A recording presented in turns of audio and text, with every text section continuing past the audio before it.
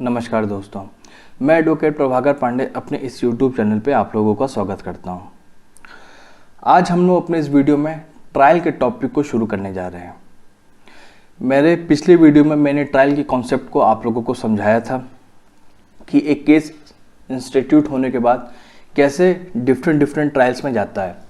अगर आप लोगों ने मेरे उस वीडियो को नहीं देखा है तो उस वीडियो को ज़रूर देखिए। उस कॉन्सेप्ट को समझने के बाद अब जब आप ट्रायल के टॉपिक को समझेंगे तो आपको बहुत ही आसानी होगी और ट्रायल जो है वो आपको बहुत ही आसानी से समझ में भी आएगा। आइए अब हम चलते हैं अपने टॉपिक पे ट्रायल। जैसे मैंने अपने पिछले वीडियो में भी आप लोगों को समझाया था कि ट्रायल हमारे यहाँ हमारे CRPC में 4 तरीके के हैं। Session court trial, warrant case trial instituted on a police report, warrant case trial instituted otherwise an on a police report, summons trial और समरी ट्रायल, चैप्टर 18, 19, 20, 21 रिस्पेक्टिवली इनसे डील करते हैं। हम अपने इस वीडियो में सेशन कोर्ट ट्रायल की बात करने जा रहे हैं, चैप्टर 18 को डिस्कस करेंगे।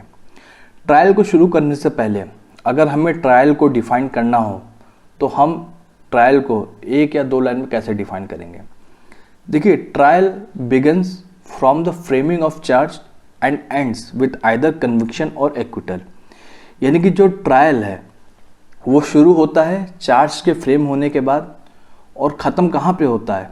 ख़त्म होता है एक व्यक्ति के या तो वो दोष मुक्त कर दिया जाए, एक्विट कर दिया जाए उन चार्जेस से, वो चार्जेस उस पर से हटा दिए जाए, या फिर दोष सिद्ध हो जाए, यानी कि जो चार्जेस उस पर लगाए गए थे वो प्रूफ हो जाते हैं और वो गिल्टी प्रूफ हो जाता है और उसको कन्विक्शन कर दिया जाए, उसको सज़ा दे दी जाए। यहीं से ट्रायल और इंक्वायरी में डिफरेंस भी निकल करके आता है। काफ़ी लोगों को कन्फ्यूजन होता है इंक्वायरी और ट्रायल में, तो आइए उसको मैं एक लाइन में समझा देता हूँ। चार्ज के फ्रेम होने के बाद का जो प्रोसेस है वो हमेशा ट्रायल में आएगा और चार्ज फ्रेम होने से पहले का जो प्रोसेस है वो सब इंक्वायरी में आएगा। आइए अब हम चलते हैं अपने सेक्शन 225 पे। Trial to be conducted by public prosecutor. In every trial before a court of session, the prosecution shall be conducted by public prosecutor। अब ये सेक्शन 225 हमको बताता है कि कोर्ट ऑफ सेशन में जो भी ट्रायल कमेंस किया जाएगा, जो भी ट्रायल कंडक्ट किया जाएगा वो एक पब्लिक प्रोसिक्यूटर कंडक्ट करेगा। पब्लिक प्रोसिक्यूटर को हम लोग थोड़ा ब्रीफ में समझ लेते हैं। पब्लिक प्रोसिक्यूटर हमारे CRPC में सेक्शन 24 में डिफाइन किया गया है। पब्लिक प्रोसिक्यूटर सेंटर और स्टेट अपने अपने पब्लिक प्रोसिक्यूटर अपॉइंट करती हैं। जब मैटर सेंटर का होता है तो सेंटर का पब्लिक प्रोसिक्यूटर उस केस को कंडक्ट करेगा। अगर मैटर स्टेट का है तो जो पब्लिक प्रोसिक्यूटर जो स्टेट ने अपॉइंट कर रखे हैं वो केस को कंडक्ट करेगा।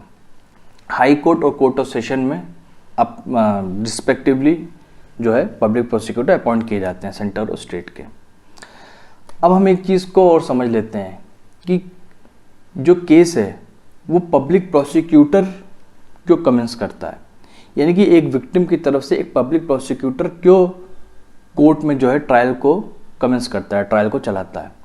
क्या एक प्राइवेट पर्सन अपने किसी प्राइवेट काउंसिल को इंगेज नहीं कर सकता? क्या वो अपना प्राइवेट एडवोकेट नहीं रख सकता? तो देखिए, उसमें कोई मनाही नहीं है, वो रख सकता है। लेकिन वो जो प्राइवेट काउंसिल होगा, वो जो एडवोकेट होगा, वो सिर्फ उसका काम होगा पब्लिक प्रोसिक्यूटर को असिस्ट करने का, पब्लिक प्रोसिक्यूटर को मदद करने का। यानी कि जो फर्स्ट प्रेफरेंस जो कोर्ट में दिया जाएगा वो पब्लिक प्रोसिक्यूटर को दिया जाएगा, ना कि उस प्राइवेट काउंसिल को।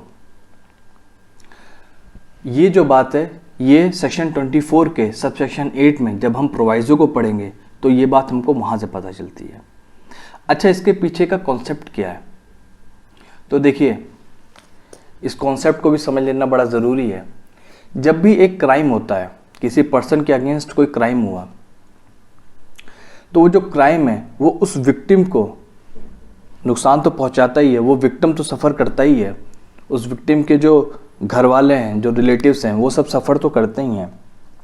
लेकिन उस क्राइम से वो जो सोसाइटी है, वो जो कम्युनिटी है, उस पर भी फ़र्क पड़ता है। और हम ये जानते हैं कि हमारे सोसाइटी में लॉ एंड ऑर्डर को मेंटेन करना, हर व्यक्ति की सुरक्षा की जो जिम्मेदारी है वो स्टेट गवर्नमेंट के पास होती है। और ये स्टेट गवर्नमेंट का फ़र्ज़ है कि अगर किसी पर्सन के अगेंस्ट कोई क्राइम हुआ है तो वो उस पर्सन के अगेंस्ट आ करके जो है वो उसको न्याय दिलाने का काम करे। अब स्टेट गवर्नमेंट में जो सीएम हैं, जो मिनिस्टर्स हैं, वो तो आएंगे नहीं कोर्ट में। तो ऐसे में जो पब्लिक प्रोसिक्यूटर है, जो स्टेट गवर्नमेंट ने अपॉइंट करके रखा हुआ है, वो पब्लिक प्रोसिक्यूटर उस स्टेट गवर्नमेंट को रिप्रेजेंट करते हैं और उस व्यक्ति को न्याय दिलाने का काम करते हैं और उसके केस को कोर्ट में प्रेजेंट करते हैं। तो इस कॉन्सेप्ट को समझ लेना बड़ा ज़रूरी था। अब हम चलते हैं अपने सेक्शन 226 पे।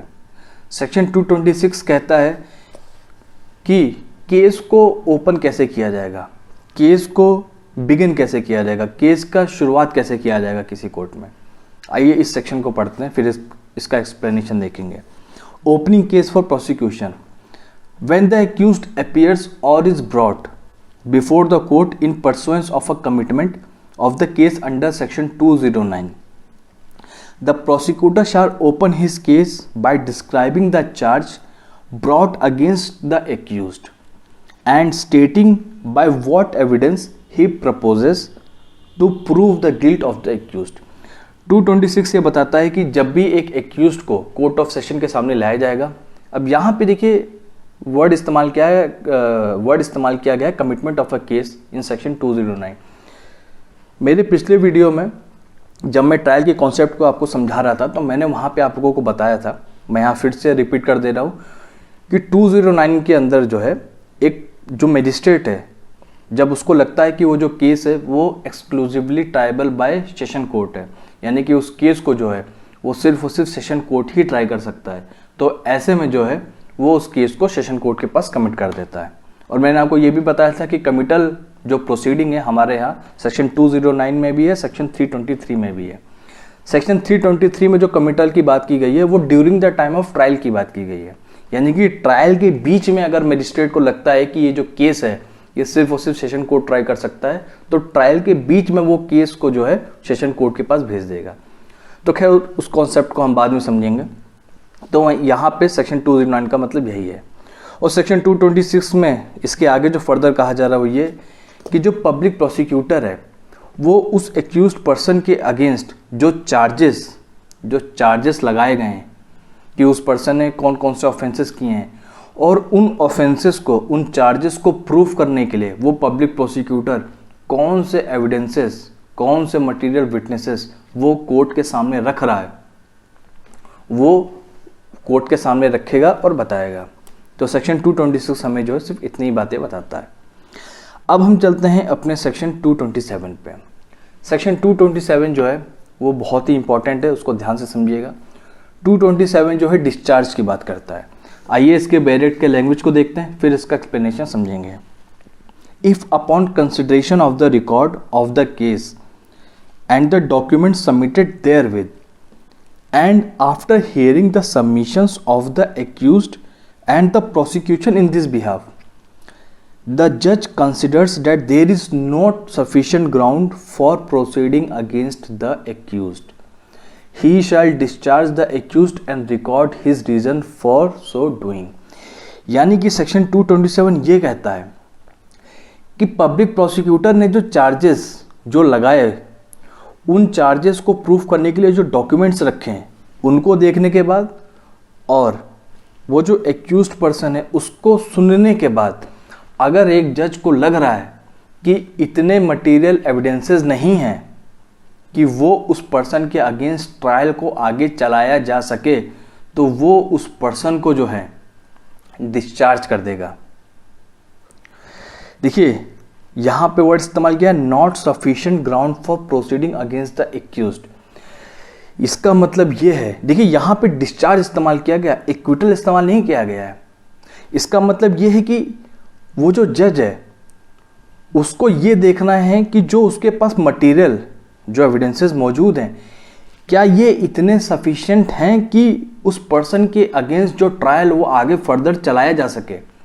इसका मतलब ये है कि अगर मान लीजिए एविडेंसेस कुछ कम है, इतना स्ट्रॉन्ग केस नहीं बन रहा, तो वो जो जज है उस पर्सन को डिस्चार्ज कर सकता है। और आने वाले दिनों में अगर कोई मटेरियल एविडेंसेस सामने निकल करके आते हैं, विटनेसेस निकल करके सामने आते हैं, तो उस पर्सन को दोबारा केस के लिए ट्राई किया जाएगा। देखिए, इसमें कुछ इंपॉर्टेंट जजमेंट्स हैं जो मैं आप लोगों से डिस्कस करना चाहूँगा।